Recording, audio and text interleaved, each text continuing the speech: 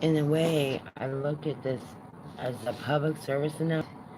Sexual abuse, assaults associated with child abuse, and the more research and the more homework we do, the more we dig away at this topic, the more I realize how underground it is to speak out against child sexual abuse victims, and those who are impacted by years of rape, from college campuses to domestic violence. I mean, I know all too well, having been a rape survivor at college and a rape survivor in dating relationships in the past. Not all my relationships were like that.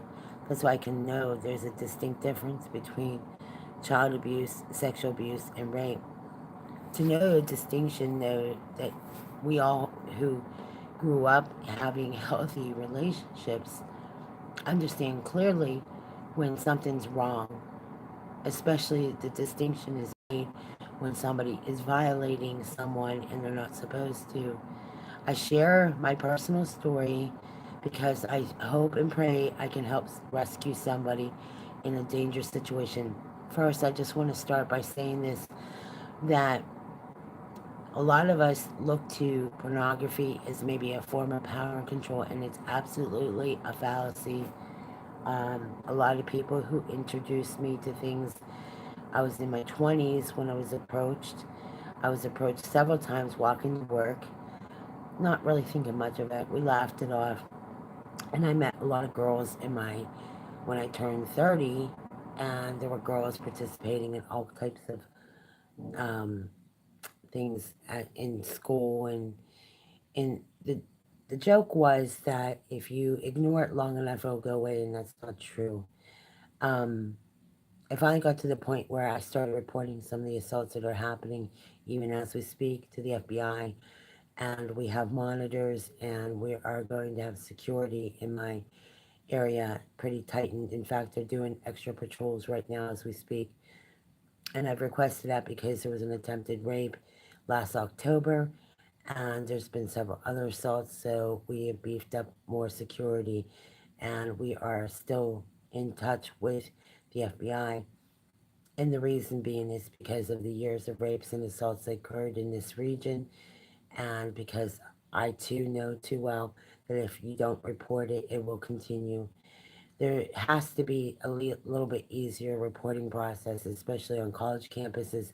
And we're asking for all of you to support us in how to change legislation here in Pennsylvania about how to report assaults, because there's such a high number of assaults, and because a lot of them go unreported. Most of the time, the victims don't come out till years later. And as you're hearing this right now, what's going on at the state government right now here in Pennsylvania, because of the increasing reports of the assaults that occurred in the Catholic abuse case, and also the exposure of what happened over at State College. It's obvious that this went ignored, and sometimes people look the other way.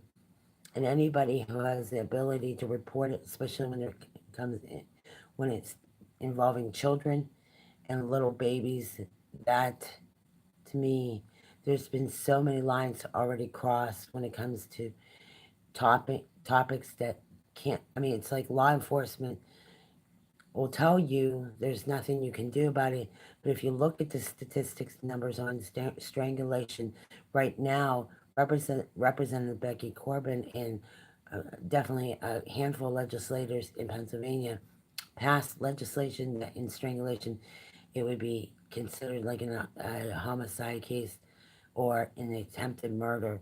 I was strangled over 50 times in 2008, and it went on for almost 10 years, surviving abuse and domestic violence.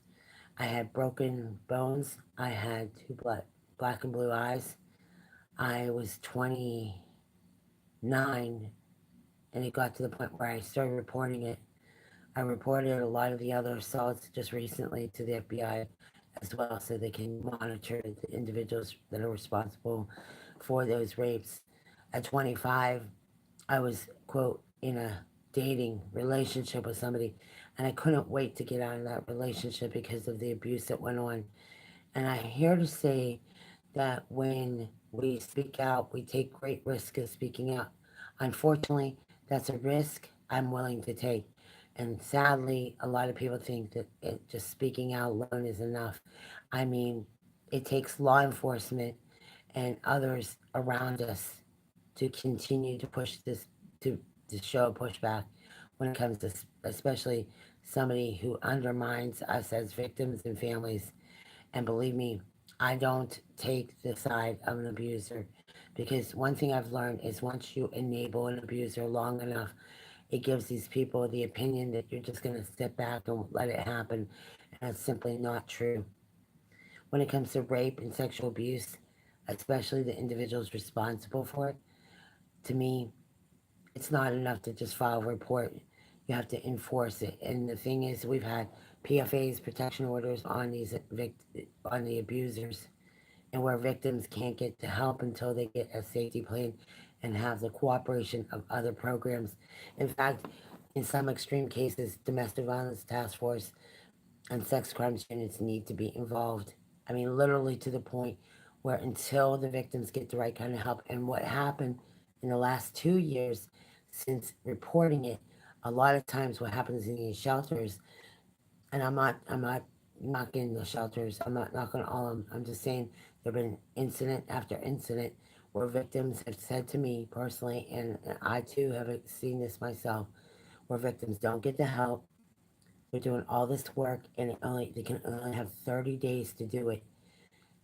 In Missouri, we helped. I discussed this with a director, having been a volunteer at the time. I was a victim who left the region, and everything from safe houses to shelters to programs. I've lived it. I've survived a lot of it, including my family members, and there are people with me still today that are really right now in the process of going into a safe house program due to drugs, sex trafficking, and drug trafficking. As I shared with you a couple months ago, we had learned about a little boy here at the Super 8 motel who was a victim, not only a victim, but he had passed away due to trafficking and drugs. As you, I, and it takes a lot for me to say this because I know that if I really dig away at it, a 5 year old little boy, most little 5 year old boys would be out with his friends. His mom and dad would take him to the store or go out to a restaurant.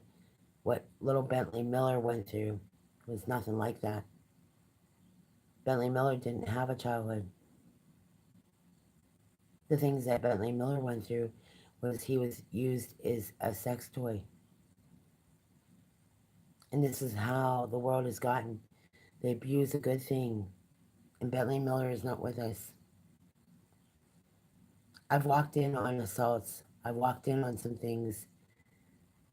And it's changed my life. That's why I'm doing what I'm doing. I'm not doing this to promote anything that people already don't know. What I'm sharing with you is in 1985, I walked up those steps at Glenmore Academy looking for my sisters that morning. A kid came up to me at junior high and had told me my sisters were at a daycare center. What I was not prepared to do is, of course, get in trouble because I left school and I was skipping class and things like that. What ended up happening is I walk up those steps, and when I knocked at that door, he was not going to let me get my sisters out of there. More or less, he had decided at that point that I wasn't going to be able to get my sisters. And I thought at that moment, it's either we get to the police and we get my sisters out of there and run for our lives. Luckily, my grandfather's brother, my grandfather being the attorney for the Pittsburgh Police, my uncle, who was my grandfather's dad, was not that far away, 20, like 20 yards away, literally. Um, he owned a beer distributor, and he called the police, and they acted quickly. And unfortunately, I mean, we all got out of there, including the kids. The sad truth is, we learned it, and I just learned this recently. That I knew that there was a 4-year-old little boy that was a victim. What I didn't know is they prosecuted him in 1986, only 6 months in jail. He only did 6 months in jail for raping a 4-year-old little boy. To me, that leveled the whole playing field. So all these things happen years later. We go through all this stuff with my dad because my dad was falsely accused of this. All had to get cleared up because somehow in all this there was like some real problems as far as reporting at that time, and there still are. There's still a lot of problems because a lot of people say, "What's your credibility?" It's not that at all. It's it. They always try to make it challenging for victims to come out and share their story. Sadly, they wait till something so bad happens that it might be too late for some families, and that's just simply not the case. Why we're coming out and interceding right now is we want victims to share their stories. Listen, there's a lot of accusations going on. That's all hearsay to me. What we need is genuine people who genuinely want to put a stop to it. And this to me has been an underground movement for a long time. I'm not saying that there aren't boyfriend and girlfriends that are going to do things, and that's consensual relationships, and it has to be over 18. Even that, to me, is iffy because then you get into this iffy area. A lot of people say, well, we chose to be that way. And I said, yeah, that's fine. A majority might not.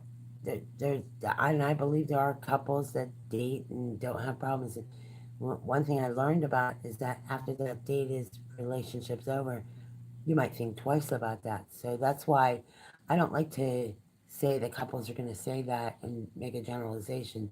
To me, when the indicator is when somebody is forcing sex against somebody's will and they didn't consent to it, when there is a mutual relationship and two individuals respectfully agree and sit down and get to know each other and talk over a long period of time and make a decision on sexual activity.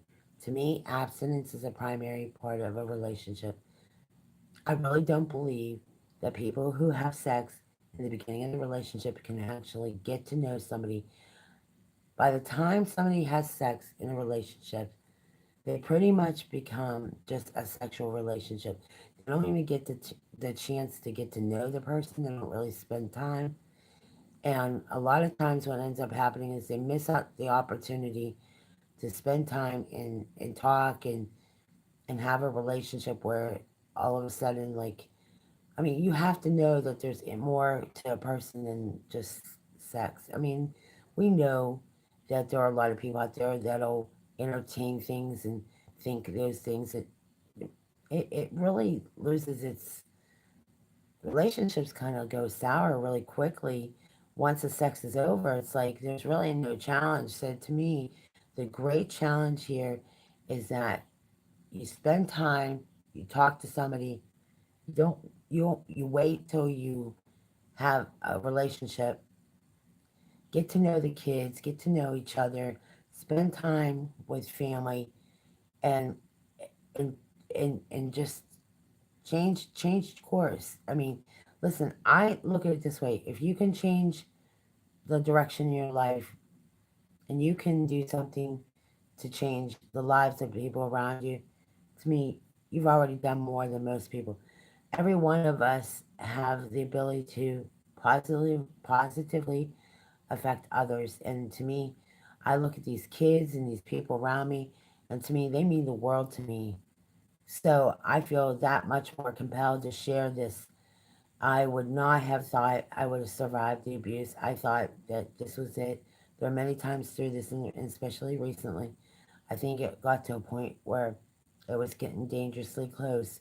And I'll be honest with you, the people that had provoked and assaulted us will be they will have to face charges at some point. So I hope those individuals who provoked an assault, they need to think twice There are family members of mine and there's personal close friends who've been personally impacted by abuse, and identifying those concerns and identifying those matters is going to be a reality.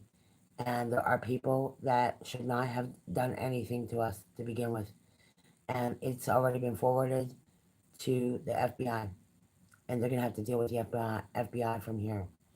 Because I am sick and tired of being abused and allowing other people to abuse me and my family. It's just not going to happen. And it's been forwarded to the FBI for a reason. So for those of you who would like to work with us or join us on Unity Monday, you can do that online. We're going to have a candlelight ceremony at sundown, and you can join us whether you're on Main Street or online by showing your solidarity. That's your way of saying no to domestic violence, no to sexual abuse, no to rape, and the anti-porn campaign. Thank you guys all for supporting me. I know I don't see a lot of likes. That doesn't mean I don't have likes. I know that. I know the algorithms and everything that's going on with YouTube. It's obvious that we've been blocked a lot. So I hope this video gets out to those who need it. Pass it forward. Please share hashtag Unity Monday. If you would like to also, my local campaign is Purple Strong, um, because obviously I'll tell you we were at door numbers. That's our code language for, I mean, no to violence. So if you would like to join me, please hashtag Purple Strong, or again for Unity Monday for the month of October. On the first Monday of October, it's Unity Monday, and there's vigils all over the United States. And I attended a vigil in 2010, and it was a very powerful experience. And I hope if we get a chance to link in to some of the other events, but this one in particular in Branson, Missouri, was a very powerful dance performance. And I must say, all the work that we do, all the things we've been doing to create a men's shelter in Texas, I'm grateful to say that they listened to our concerns at the domestic hotline to bring about a program for young men and little boys who are victims of domestic violence. And I'd like to say thank you to the National Domestic Violence Hotline for taking consideration on this matter. Haven't been, and I mean, I am grateful to be one of the persons that helped start that program in Texas. So to me, I feel honored to have gotten that privilege to do that. And I also am very privileged that I've gotten, I've been asked to help the Jessica Lunsford Foundation in 2009, and I was also awarded the National Association Professional Women's. Well, I was invited to be a part of the Trump Organization, National Association of Professional Women. So I'm very, very grateful for those who considered me that way. It's an honor. It's a true honor. Just by making phone calls and being diligent means a lot. So thank you again. Please, again, hashtag Unity Monday. Thank you.